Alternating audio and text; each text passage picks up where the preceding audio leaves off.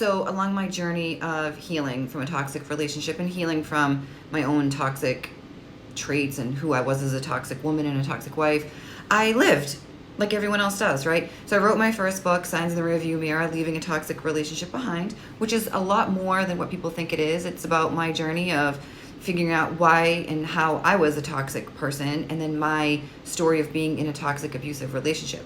Anyway, so while I was touring that book, I met up with a friend and decided to go on a vacation together. I needed a vacation, he needed a vacation, so we did it. We went on vacation. And while we were doing this, I didn't really see a lot of toxic traits or red flags or whatever with him because we had dated a little bit before.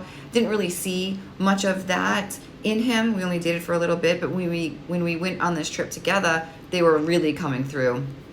And I remember just being like, man, I feel like I'm on a trip with my toxic ex right now. All these things that were coming through that I didn't see before because we were spending more like one-on-one time together. And it's interesting how once you've been through something and you start healing from it, only then can you really truly pick up on what a red flag might be or what a toxic trait might be. Nowadays, we're so conditioned to just say, that's a red flag and that's a red flag and you're toxic, and we self-label these people when in reality we don't entirely know what we're saying and like what we should or shouldn't be labeling people.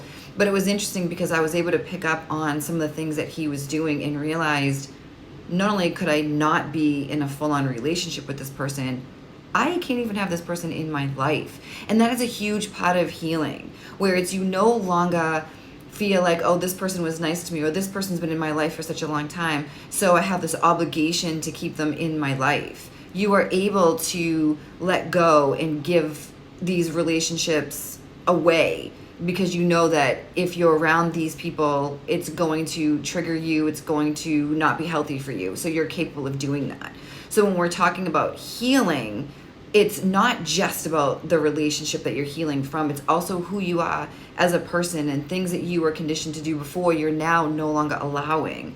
So after this trip with this person, I made that decision. I can't be around this person anymore. It was too painful for me. It brought back way too many memories of my toxic relationship, and this person is not in a healthy place himself, and I cannot be the savior to help him grow and help him figure himself out. He had to do that on his own. And for me, that was a really amazing thing to figure out, but I only got there because I was able to heal and recover from things in my life that really weren't healthy.